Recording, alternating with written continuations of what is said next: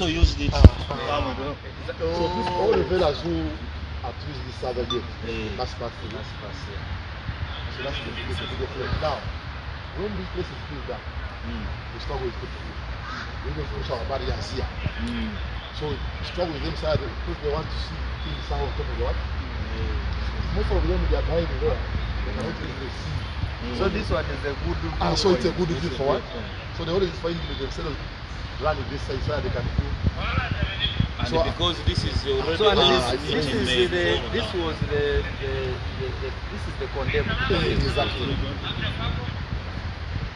So what should we now? Can we say that maybe we only people don't go there, but they can access it?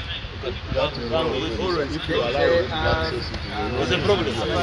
So then we change the access road. The moment you open a window, they will abuse the system.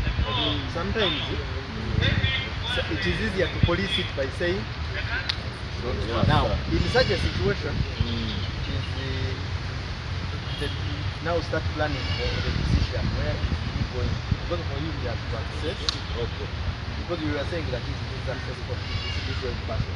You can reduce it to only access for those people whom you are. But the question is, how do you do your regulate? How do you do the selection? No, there is